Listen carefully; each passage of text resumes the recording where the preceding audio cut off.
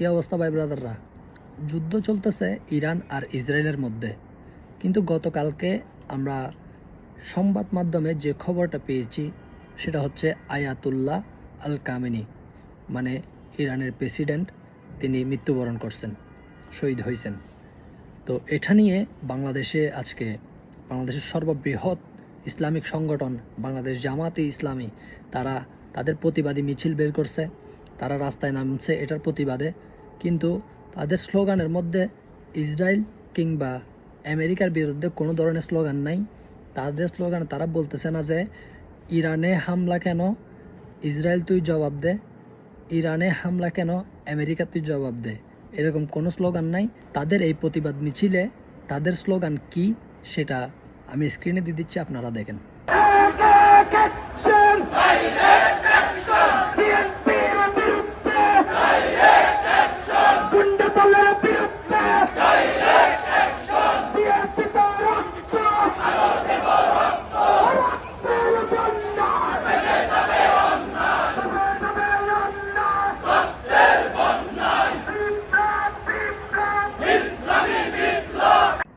তারা ইসলামী বিপ্লব করতেছে। তো ইসলামী বিপ্লব যদি করে, এখানে দুইটা দল আছে, একটা ইহুদি ইসরায়েলের আর একটা মুসলমান ইরানের। তারা যদি পক্ষ নেয় তাহলে ইরানের পক্ষ নিবে, ইসরায়েলের বিরুদ্ধে বলবে, ইসরায়েলের বিরুদ্ধে স্লোগান দিবে। কিন্তু তাদের এখানে কোনো ধরনের ইসরায়েলের বিরুদ্ধে স্লোগান নাই। তাদের যা যা স্লোগান আছে সবগুলা বিএনপির বিরুদ্ধে। বিএনপির সাথে কি লাগছে ঝামেলাটা? যুদ্ধটা কি ইরানের সাথে বিএনপির সাথে চলতেছে? কি এক আজব দেশে কাজ কারবার।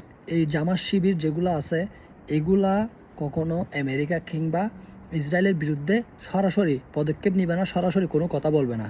কারণ জুলাই জঙ্গি হামলার থেকে শুরু করে এই পর্যন্ত জামাত শিবিরের যত ধরনের প্রোটোকল আছে, যত ধরনের আর্থিক সহায়তা আছে, প্রত্যেক পদক্ষেপে, প্রত্যেক পদে পদে তাদেরকে সকল ধরনের সহায়তা করে আসছে এই আমেরিকা আর ইসরায়েল।